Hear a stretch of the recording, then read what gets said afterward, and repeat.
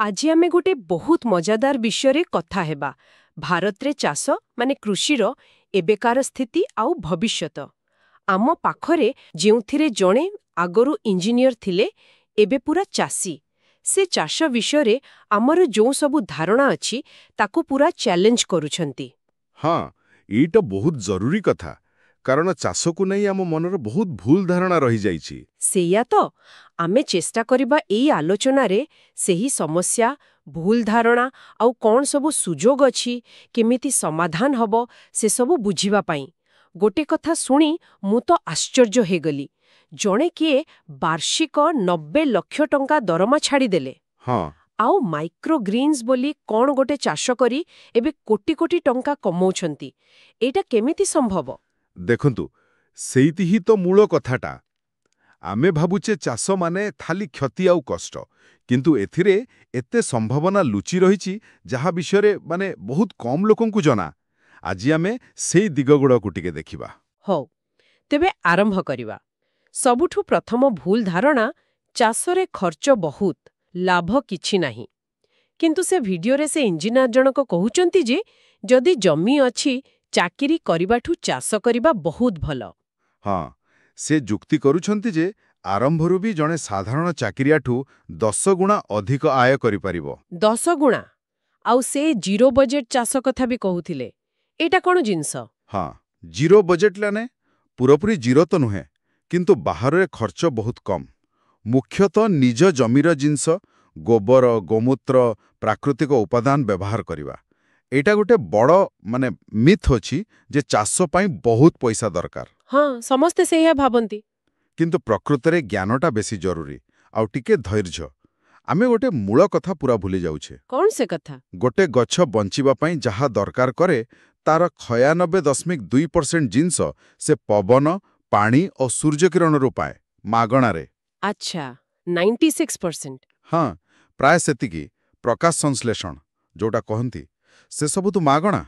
आउ देखंतु आम वायुमंडल रे 78% नाइट्रोजन अछि। हाँ सेटा तो स्कूल रे पढ़िथिलु। आउ गछकु नाइट्रोजन दरकार, तथापि आमे यूरिया पई लाइन लगाउछे। ओहो एई जो रासायनिक सार आमे पकौचे एटा उल्टा माटी को पूरा विषाक्त कर देलानी आउ आम स्वास्थ्य पई भी भल नुहे। वाह, ए कथाटा बहुत अलगा लागिला जे 96% जिनिस मागणा रे मिलुछे।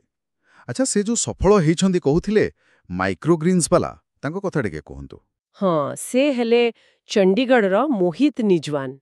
माइक्रोग्रीन्स माने एमिति छोटो छोटो गछ चारा बहुत कम दिने होई जाए आउ एगुड़ा बड़ बड़ होटेल रेस्टोरेंट रे भारी चाहिदा कारण एथिरे पोषक तत्व बहुत बेशी थाए। अच्छा, सेमिति आउ जोड़ा अछंती तेलंगानार हरिश्चंद्र रेड्डी।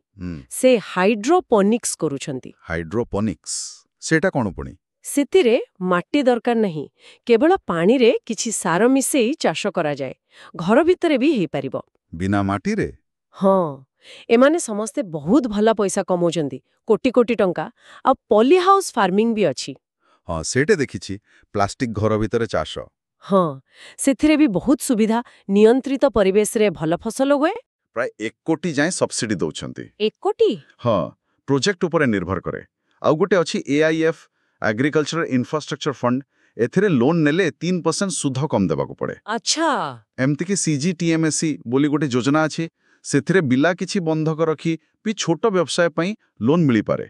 और बैंक माने भी एबे देउछंती प्राय 80-85% केस रे लोन हेई जाउछि। वाह एते सुविधा अछि। किंतु हाँ, खाली पैसा नुए, सबुटु बड़ कथा हैला ज्ञान। ठीक ज्ञान, भलो प्लानिंग और जिनिसटा को बिकिबे केमती सेई मार्केटिंग कौशल ए सबु निहाती दरकार। किंतु एते सबु सुजोग अछि, सरकारी साहाय्य भी अछि। ता सत्वे भी आमे सुनुछे जे आम देशरे कड़े प्रति अध घंटारे जणे चासी आत्महत्या करूछि। एमिति कि अनेक चासी निजको चासी कहिबाको भी लाज करूछंती। एइटा केमितिका कथा? काहे केमिति होछि? एइटा बहुत दुखरा कथा। गोटे बड़ कारण हेउछि केमती कहिबी भेड़ चाल। माने जणे जहा कला आखि बुझी समस्त सेया करिबा। अच्छा उदाहरण देई कहिबे? जेमती देखिबे जेतबेले टमाटो दाम पूरा कम थाए सेतबेले समस्ते टमाटो ही लगेबे, फलरे दाम आहुरी कमी जाए। किंतु सेई समय रे हुए तो रसुण କିମ୍ବା କୌଣସି ଡାଲି ଜାତୀୟ ଜିନିଷର ଭଲ ଦାମ ଥାଏ ସେ କଥା କେହି ଭାବନ୍ତିନି। ଯାହାର ଚାହିଦା ଅଛି ସେଟା କରିବା ଦରକାର। ବୁଝିଲି। ଆଉ ଗୋଟେ କଥା ହେଲା, ଆମକୁ ନୂଆ ପଦ୍ଧତି ବି ଶିଖିବାକୁ ପଡ଼ିବ, ଯେମିତି ମଲ୍ଟିଲେୟାର ଫାର୍ମିଂ। ମଲ୍ଟିଲେୟାର ମାନେ ବହୁତ ସ୍ତରରେ? ହଁ, ଗୋଟିଏ ଜମିରେ ଏକା ସମୟରେ ଅଲଗା ଅଲଗା ଉଚ୍ଚତାରେ ଫସଲ କରିବା।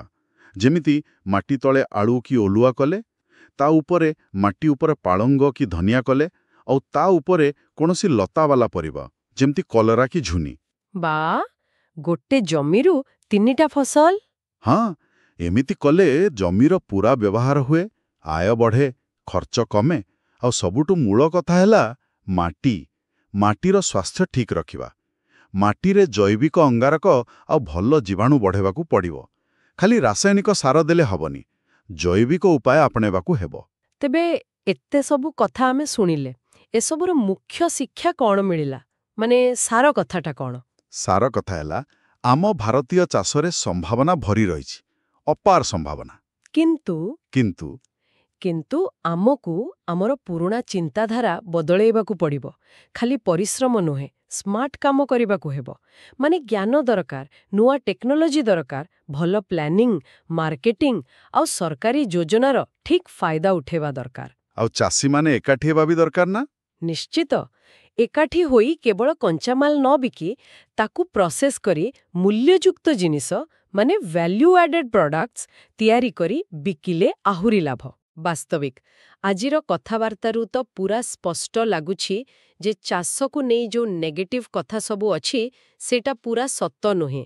ଯଦି ଠିକ୍ ବାଟରେ ଠିକ୍ ମନୋଭାବ ନେଇ କରାଯାଏ, ଚାଷ ନିଶ୍ଚୟ ଗୋଟେ ଲାଭବାନ ଆଉ ସମ୍ମାନର କାମ ହେଇପାରିବ। ବିଲକୁଲ। ଆଉ ଶେଷରେ ଗୋଟେ ପ୍ରଶ୍ନ ସମସ୍ତଙ୍କ ପାଇଁ ଛାଡ଼ିଯାଉଛି। କୁହନ୍ତୁ। ଆମେ ସାଧାରଣ ଲୋକ ଚାଷକୁ ଯେମିତି ଦେଖୁଛେ ଆଉ ତାର ପ୍ରକୃତ ସମ୍ଭାବନା ଯାହା ଅଛି, ଏଇ ଦୁଇଟା ଭିତରେ ଯେଉଁ ଏତେ ବଡ଼ ଫରକ ରହିଛି ତାକୁ କେମିତି କମ୍ କରାଯିବ? କ'ଣ ଆମେ ସମସ୍ତେ ନିଜ ନିଜ ସ୍ତରରେ କିଛି କରିପାରିବା? ଯେମିତି ନିଜେ ଛାତ ଉପରେ 2-4ଟା ପରିବା ଗଛ ଲଗାଇବା, କିମ୍ବା ଆମ ପାଖରେ ଥିବା କୌଣସି ଚାଷୀ ପରିବାର ସହ ଯୋଡ଼ି ହୋଇ ସିଧା ତାଙ୍କଠୁ ଜିନିଷ କିଣିବା। ଏଇଟା ଗୋଟେ ଆରମ୍ଭ ହୋଇପାରିବ କି? ଚିନ୍ତା କରିବା କଥା।